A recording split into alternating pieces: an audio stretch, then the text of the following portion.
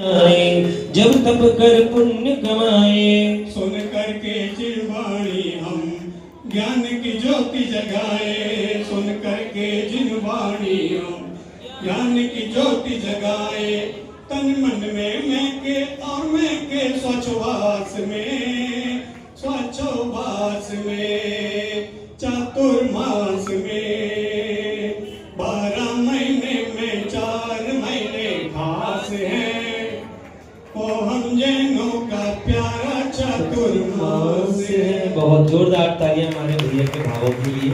आइए इसी क्रम में मैं अगले क्रम में उनको बुलाना चाहता हूं जिन्होंने पिछले वर्ष गुरुदेव के चतुर्मास कराने का सौभाग्य प्राप्त किया था। धर्मेंद्र 4 महीने उस्मानपुर में ऐसी धूम मचाई। हमारे आदरणीय उस्मानपुर के प्रधान जी हमारे बीच उपस्थित हैं। उस्मानपुर के महामंत्री हमारे वैभव जी उपस्थित हैं। मैं दोनों से कहूंगा और पूरी समाज से कहूंगा कि आकर श्रीफल बैठकर मंगल आशीर्वाद प्राप्त करें। और मैं इस दिगंबर जैन समाज बलवीर नगर से भी निवेदन करूंगा कि इन सबका सम्मान करेंगे। पिछले वर्ष का जो गुरुदेव का पहला गुरुदेव से अलग होकर जो पहला चतुर्मास था वो उस्मानपुर में हुआ था। एक बार जोरदार तालियों से पूरी कमेटी उस्मानपुर का स्वागत सत्कार और गुरुदेव चरणों में श्रीफल बैठ करेंगे। आइए पूरी दिगंबर जैन समाज उस्मानपुर को आमंत्रित करता हूं, आ जाए गुरु चरणों में। श्री विषम सागर जी विश्व सागर गुरुदेव की। देखिए महानुभाव, जाते तो मैं कुछ नहीं बोलूंगा। पिछले वर्ष 2025 में 9वां चतुर्मास करवाने का सौभाग्य हमें उस्मानपुर जैन समाज को प्राप्त हुआ। हमें बड़ी दिक्कत थी उस समय, बड़ी टेंशन थी हम चतुर्मास कैसे करवाएंगे, क्योंकि मैं 6 साल से उस्मानपुर में हूँ और पहला चतुर्मास में अपना करवाने जा रहा था। गुरुदेव के चरणों में आए, गुरुदेव चतुर्मास अब तक नहीं करवाया है, कैसे होगा, कैसे व्यवस्था संभालेंगे। गुरुदेव ने कहा आप निश्चिंत रहिए, सब अच्छे से होगा। बहुत अच्छे से चतुर्मास हमारा बीता। हमें नहीं पता परिवेश किस तरह से भव्य प्रदेश हमारा हुआ। बहुत भव्य प्रदेश से लेकर चतुर्मास कलश स्थापना और पूरा चतुर्मास इस तरह निर्विघ्न संपन्न हुआ।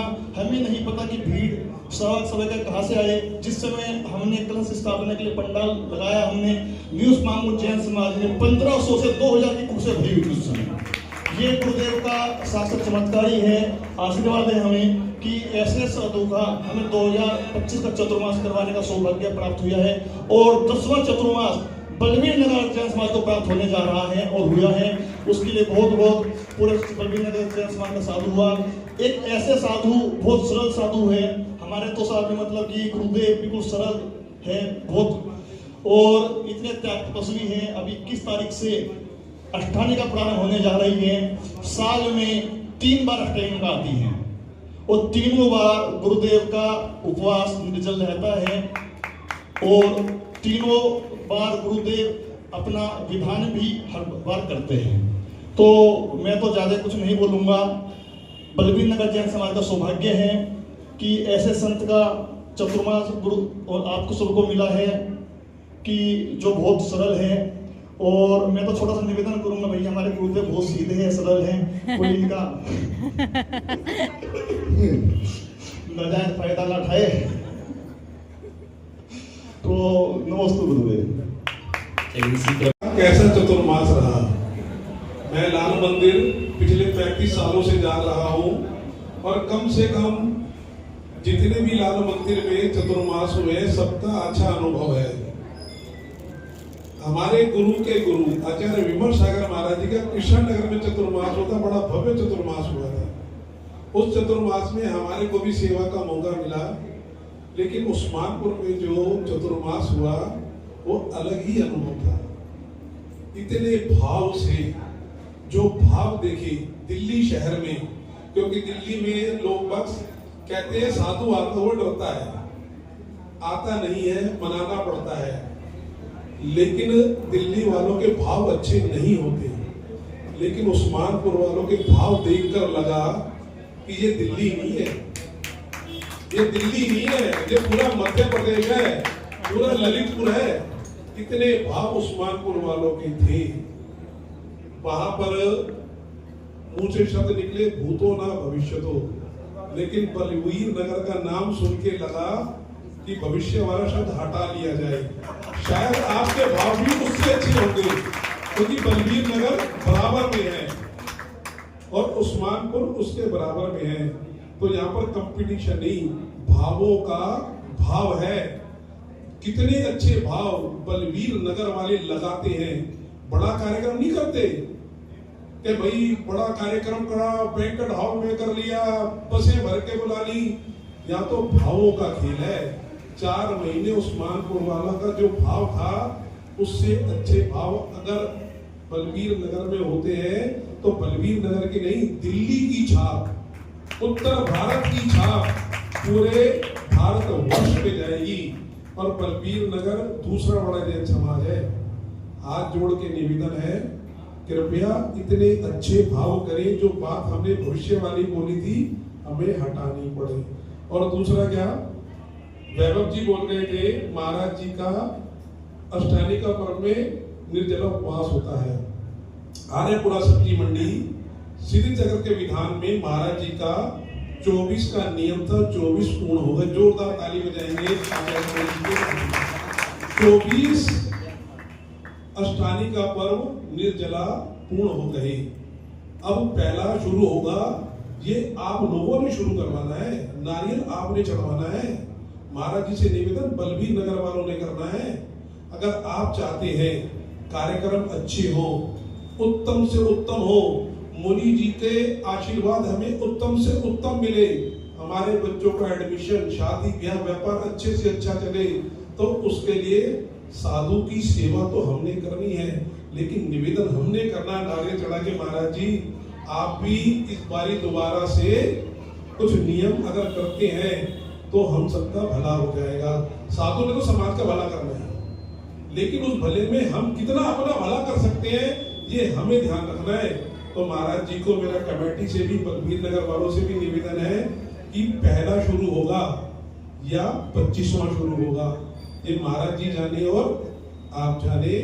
कृपया नारियल चढ़ा के निवेदन जरूर कर लेना। बोलो मुनि श्री विषम सागर महामुनि राज की।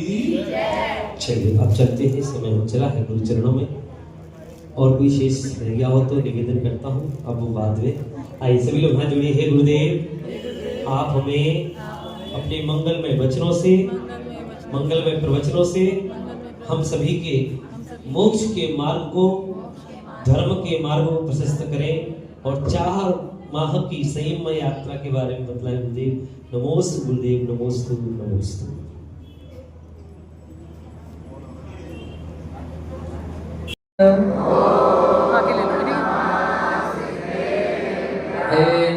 स्वयं बुद्धमयेन लोका आश्वासिता केचन कार्ये प्रबोधिता केचन मोक्ष मार्गे तमादिनाथं प्रणमामि नित्यं, तमादिनाथं प्रणमामि नित्यं, तमादिनाथं प्रणमामि नित्यं।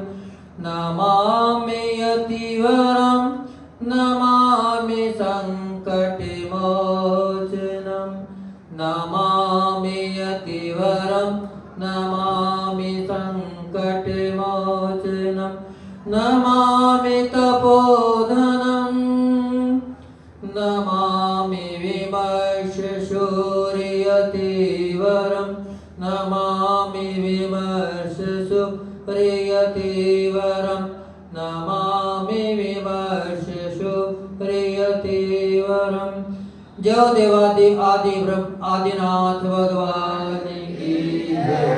जय देवादेव भगवान श्री अजितनाथ भगवान की जय। जय देवादेव भगवान श्री शांतिनाथ भगवान की जय। वर्तमान शासक नायक भगवान महावीर स्वामी की जय। गुरु नाम गुरु सूर्य दत्ताचार्य श्री विराट सागर जी महामंडराज की जय। मम आराध्य गुरुदेव जिनागम पद प्रवर्तक भाव लेंगे संत राष्ट्रयोगी शमनाचार्य गुरुदेव विमर सागर जी महामंडराज की जय। जिनागम पंथ जय। परम पूज्य मुनि श्री विषम सागर जी महामुनि राज की, मुनि श्री विषम सागर जी महाराज की, मुनि संघ की, जिनागम उठे डाली डाली, झूम उठे डाली डाली, आज नगर में है खुशहाली, आज नगर में है खुशहाली।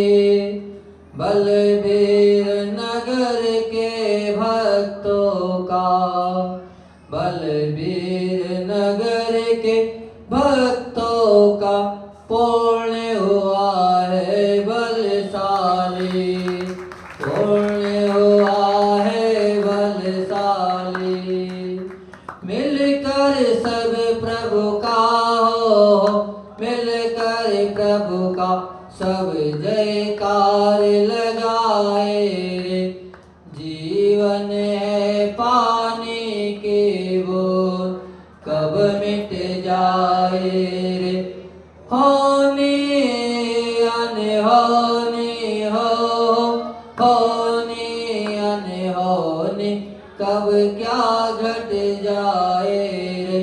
जीवन है पानी के बूंद, कब मिट जाए रे।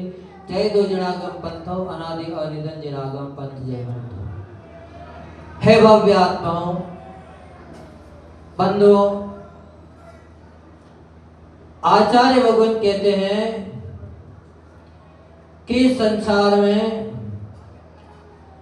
जिनालय का निर्माण करना बहुत सरल है, जिन मंदिर बनाना बहुत सरल है, क्योंकि जिन नालियों की महिमा शास्त्रों में भारी गाई जाती है। कहते हैं कि अगर एक राय के बराबर भी प्रतिमा बना दी जाए और पीपल के पत्ते के बराबर भी अगर मंदिर बना दिया जाए तो उसका इतना पुण्य हुआ करता है, इतना पुण्य हुआ करता है कि उसको साक्षात निर्वाण की प्राप्ति करा देता है।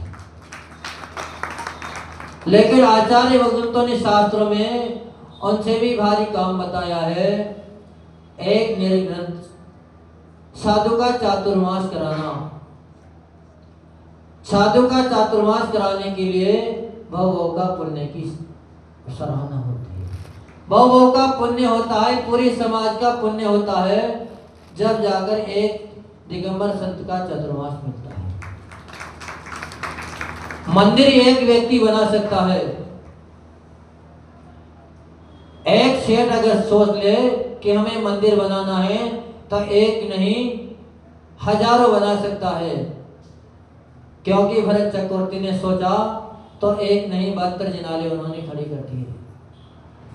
लेकिन अगर एक व्यक्ति सोचे कि मुझे दिगंबर संतों का चातुर्मास कराना है, किसी साधु का चातुर्मास कराना है, तो एक व्यक्ति कभी भी चातुर्मास नहीं करा सकता। चाहे वह कितना भी बड़ा दानी क्यों ना हो, चाहे कितना भी बड़ा पैसे वाला क्यों ना हो, फिर भी एक व्यक्ति कभी साधु का चातुर्मास नहीं करा सकता। तो जब पूरे नगर का, पूरी समाज का कण कण का पुण्य का उदय आता है, जब कहते हैं कि साधुओं का चातुर्मास मिलता है, क्योंकि साधु का चातुर्मास मिलते ही एक व्यक्ति के अंदर खुशी का उजहार नहीं होता, एक व्यक्ति का पुण्य का उदय नहीं आता, बल्कि पूरे नगर का, पूरे समाज का एक साथ पुण्य का उदय आ जाता है। मंदिर बनाना बहुत ही सरल बता दिया चाहिए, पर साधु का चातुर्मास सरल क्यों नहीं बताया, जबकि मंदिर में तो लाखों करोड़ों रुपए खर्च होंगे। साधु के चातुर्मास में लाखों करोड़ों खर्च नहीं होते। साधु के चातुर्मास में तो मात्र श्रद्धा और भक्ति काम करती है। पैसे की यहाँ कोई महत्ता नहीं होती है, क्योंकि मंदिर बनाने में, निर्माण करने में अनेकों सुख सुविधाओं का, अनेकों प्रसादों की जरूरत पड़ती है। लेकिन साधु का अगर चातुर्मास कराना है तो मात्र एक भक्ति ही काफी है। पर वास्तव में बलगीर नगर समाज का साथी से पुण्य का उदय है और यहाँ की जिनाले का भी बहुत ही अतिशय है। जब हम गए वर्ष सर्वप्रथम पूज्य गुरुदेव ने हमें आज्ञा दी थी कि अब सन वृद्धि को प्राप्त हो गया है और धीरे धीरे संघ पृथक किए जाएंगे और आपको भी चातुर्मास अलग करना होगा। तब भी हम सर्वप्रथम पूज्य गुरुदेव के सानिध्य से, चरण सानिध्य से अलग होकर सर्वप्रथम बलबीर नगर समाज के जिनालय में ही प्रभु आदिनाथ की शरण में ही पूछेंगे।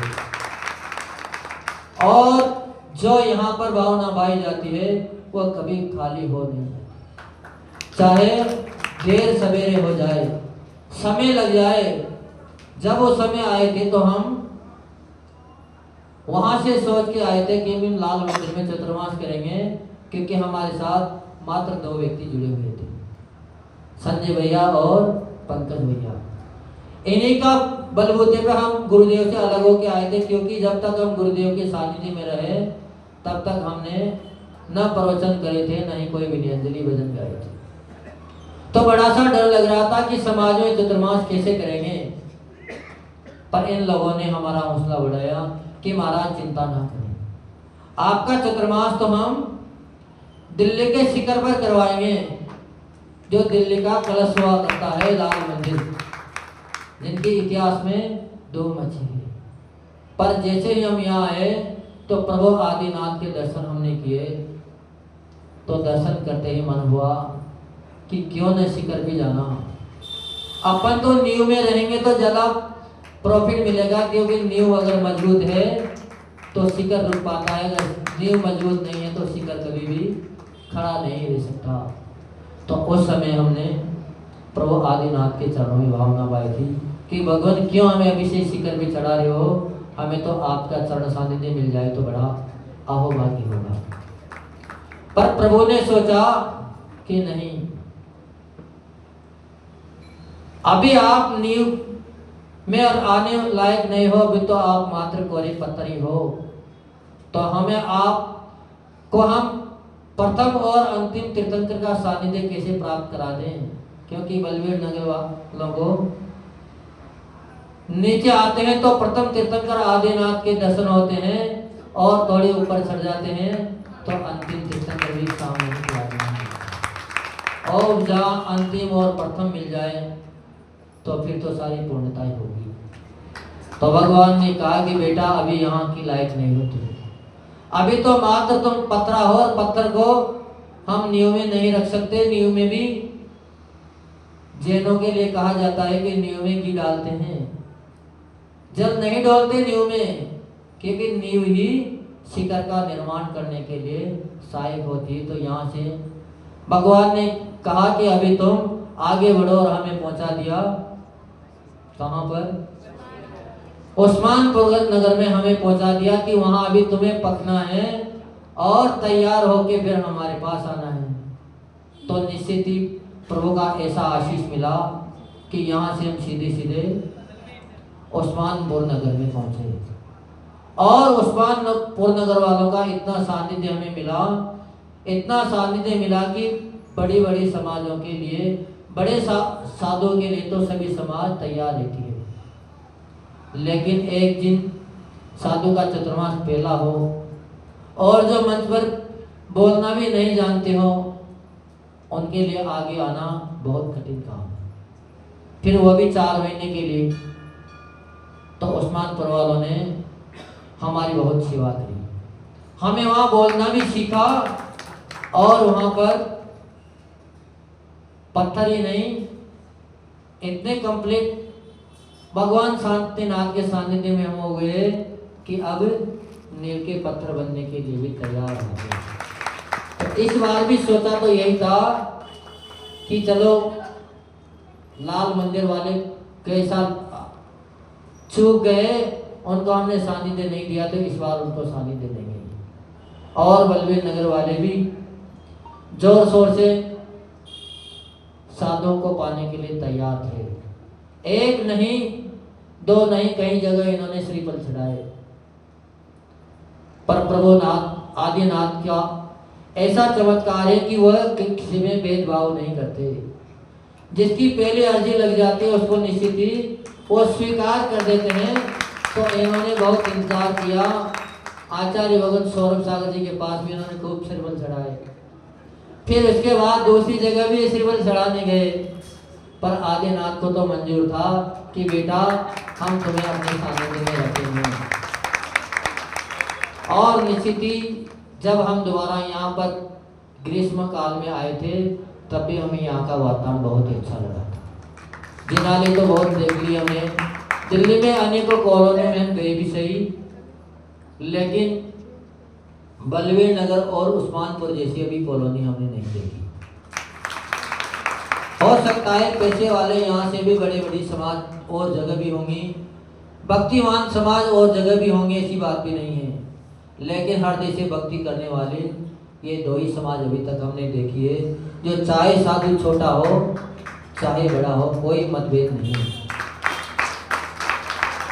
चाहे साधु आचार्य भगवान विद्यासागर जी के संग का हो, चाहे साधु विराग सागर जी का संग का हो, चाहे साधु विमल सागर जी महाराज के संग का। हमें तो मात्र जिनेन्द्र मुद्रा से मतलब है, अरिहंत मुद्रा से मतलब है, जो प्रभु आदिनाथ का भक्त है उनसे हमें मतलब है। तो निश्चित ही बलवीर नगर वालों का बड़ा ही पुण्य का उदय, सभी लोग कह रहे हैं कि इनका पुण्य का उदय है, लेकिन हम तो ये कहेंगे कि इनका पुण्य का उदय नहीं है। पुण्य का उदय तो वास्तव में हमारा आया है, क्योंकि हमने प्रभु आदिनाथ के श्री चरणों में भावना पाई थी कि भगवान इस बार की अष्टानिका आपके श्री चरणों में रहकर हम प्रभु सिद्धों की आराधना करें। हमें विधान रचाने से मतलब नहीं है, हमें तो मात्र आपकी चरण सानिध्य से मतलब है। और प्रभु ने हमें प्रथम से लेकर अंतिम तक पूरी 24 इकाई सानिध्य यहाँ दे दिया। नीचे रहेंगे तो प्रथम का दर्शन होंगे, और ऊपर पहुँच जाएंगे तो बारी बारी से अंतिम तक उन्होंने पहुँचा दिया। तो जहाँ अंतिम मिल जाता है वहाँ फिर किसी बात की कमी नहीं रहती है। वास्तव में यहाँ पर मंडल भी देखो बड़े जागरूक हैं। समाज में एक महीना हम यहाँ रहे, हो सकता है समाज ने कार्यक्रम नहीं करवाए हों, लेकिन फिर भी हमने पूरे महीना ऐसे महसूस नहीं हुआ कि यहाँ पर कार्यक्रम नहीं हो रहे हों। कहीं साधु के पसीने आ जाते हैं काम करवाने के लिए, प्रोग्राम करवाने के लिए, लेकिन हमें यहाँ हर दिन ही प्रोग्राम जैसा माहौल नजर आता था। एक महीने में 30 दिन होते हैं, जिसमें 15 दिन तो प्रोग्राम में निकल गए। तो वह जब हमने यहाँ का माहौल देखा तो और भी हमारे अंदर लालच आ गया कि नहीं, ऐसी जगह तो निश्चित ही साधु का चतुर्मास होना भी चाहिए, क्योंकि जहाँ श्रावक भक्तिवान हो,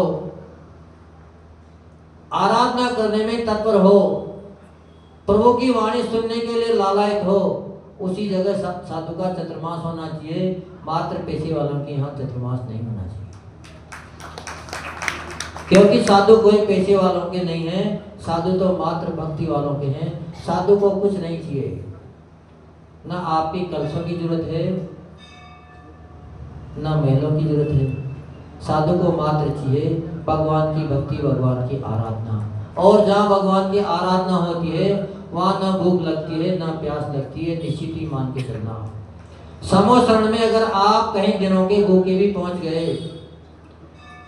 आपका शत्रु भी अगर समोसरण में पहुंच गया, तो समोसरण में पहुंचते ही सारी शत्रुता खत्म हो जाती है, सारी भूख प्यास मिट जाती है। तो आपका जिनाले वाकई में समोसरण से कम नहीं है। और जहाँ समोसरण हो वहाँ फिर आराधना कर लें तो साथी से पुण्य का उदय होता है, साथी से पुण्य का फल मिलता है। तो कई बार के चतुर्मास में हमने करीबन 1.25 करोड़ मंत्रों का जाप कलशों के अंदर किया था। और सुनाई में आया है कि बलवीर नगर समाज उस्मानपुर समाज से डबल ही नहीं तिबल है। तो कलश की बोली तो जो आपको लगाना उसको लगाना, पर वाकई में अगर पुण्य का कोई साधन है तो है प्रभु की आराधना। तो इस बार 1.25 करोड़ नहीं 2 करोड़ जाप कम से कम कलशों में होना चाहिए, क्योंकि वर्गणा कहीं पैसों से नहीं होती। सभी लोग सोचते हैं कि घर में कलश ले जाएंगे तो हमारे घर में पुण्य की वर्गणा आना शुरू हो जाएगी। अरे कलशों से नहीं होगी भैया, कलशों में कुछ नहीं रखा है, लेकिन कलशों के निमित्त से जो आपने द्रव्य खर्च किया है भगवान की आराधना में और जो मंत्रों की जाप हुई है वो निश्चित ही आपके घर में सुख समृद्धि देने वाली बनेगी, आपके समाज में निरोगता लाने वाली बनेगी। क्योंकि एक साधु की जब समाधि होती है तो कई दिनों पहले ही मंत्र जाप शुरू उनके कमरे में हो जाती है, और वास्तव में उस कमरे में अगर फिर कोई साधारण व्यक्ति चला जाए, कोई बीमार व्यक्ति भी चला जाए, तो निश्चित ही हमने साक्षात ऐसा चमत्कार बाराबंकी नगर में देखा था। लखनऊ के पास पूज्य गुरुदेव का चतुर्मास हुआ था। कोरोना काल में महामारी का काल था, सभी लोग डरे डरे रहते थे, पर वहां पहुंचते ही संघ के एक साधु महाराज थे एलक जी, उनकी समाधि का समय आ गया और पूज्य गुरुदेव ने ऐलान कर दिया कि जब तक इनकी समाधि न हो जाए तब तक 1 मिनट को भी मंत्र जाप नहीं रुकना चाहिए। और उस मंत्र जाप का ऐसा प्रभाव हुआ कि पूरे चातुर्मास में कोरोना काल रहा, लेकिन एक भी पेशेंट पूरे नगर में नजर नहीं आया। तो प्रभु की आराधना का, प्रभु के मंत्र जाप का विशेष ही प्रभाव हुआ करता है।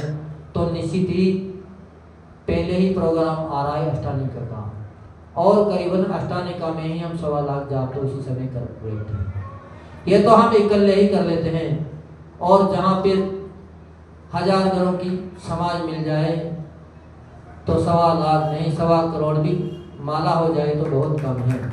तो निश्चित ही अगर आपको अपने पुण्य को बलशाली बनाना है तो निश्चित ही सोचना, क्योंकि आपका वाकई में पुण्य तो बहुत तेज है, ये निश्चित है।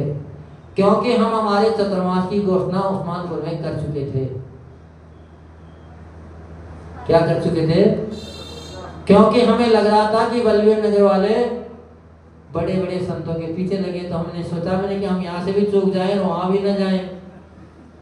पर वाकई में भगवान के पास जो आराधना कर देते हैं, जो भावना बा देते हैं, उनकी भावना कभी भी निष्फल नहीं जाती है।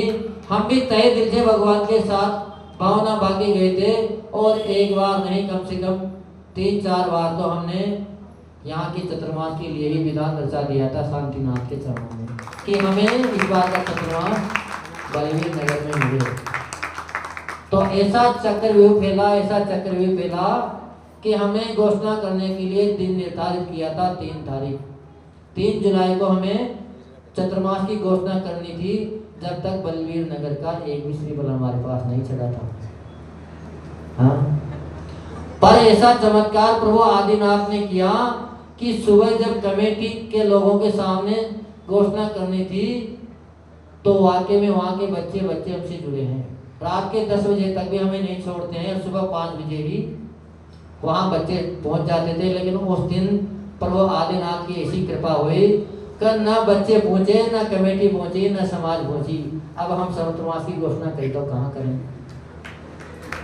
इतने नहीं बलवीर नगर वालों का पुण्य का उदय आ गया, और प्रधान जी अपनी पूरी कमेटी को लेकर श्रीफल लेकर वहां पहुंच गए और बाजी पलट गई। पूज्य गुरुदेव के पास जब ये पहुंचे तो पत्र में मात्र पूज्य गुरुदेव ये कहते हैं कि जहां आपको अनुकूल लगे वहां चतुर्मास करना।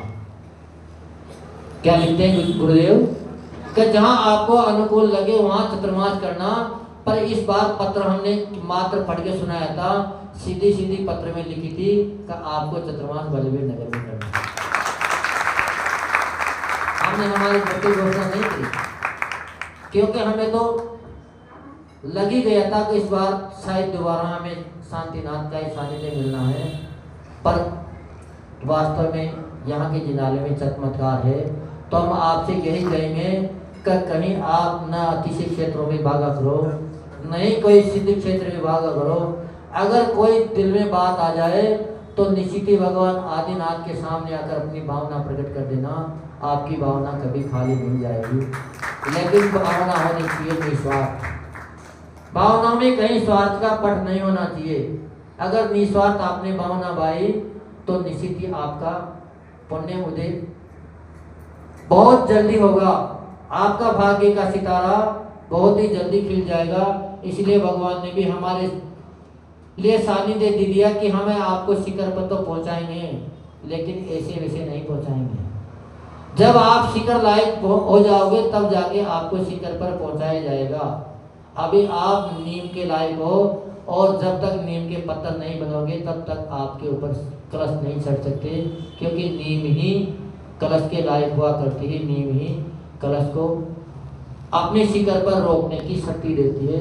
तो ऐसा भगवान आदिनाथ का सानिध्य हमें प्राप्त हुआ। और निश्चित ही कहते हैं कि राजा की समीपता प्राप्त होने पर शत्रु भी मित्र जैसे व्यवहार करने लग जाते हैं। और आपके यहाँ देव और शास्त्र का सानिध्य तो आपको पहले से ही प्राप्त है। हाँ, क्योंकि भव्य वर्गणाएं यहाँ है, यहाँ प्रतिदिन मंत्रों की गूंज होती है, आए दिन विधान रचाए जाते हैं, प्रभु की आराधना रचाई जाती है। तो वहाँ देव और शास्त्र तो आपको मिले पहले से ही हैं, लेकिन प्रभु ने आपको पुण्य योग से गुरु का भी सानिध्य दे दिया। और हम तो यही कहेंगे कि हम आपके नगर में गुरु बन के नहीं आए हैं, हम आपके नगर में एक भक्त बनकर आए हैं। तो एक भक्त का कर्तव्य होता है कि दूसरे भक्त की सहायता भक्ति में करें, उसका सहयोग करें, ताकि जिस भक्ति के लिए वो प्रभु के शरणों में आ रहा है, प्रभु के सानिध्य में आया है, उसको उस भक्ति का फल मिल जाए। उस भक्ति का फल आपके सानिध्य से ही, आपके सहयोग से ही हमें मिल पाएगा। अगर हम चाहें तो हम इकल्ले भगवान की भक्ति कर शिखर पर पहुंच जाएं तो नहीं पहुंच सकते। तो जैसे नींव का पत्थर बनाने लायक हमें उस्मानपुर वालों ने बना दिया, तो निश्चित ही हम यहाँ से भी यही उम्मीद रखते हैं कि यहाँ से नींव के पत्थर ही नहीं, शिखर का कलश बन के हम यहाँ से जाएंगे। ऐसी भावना भगवान के श्री चरणों में बातें हैं। यह परम पूज्य भाव लेकिन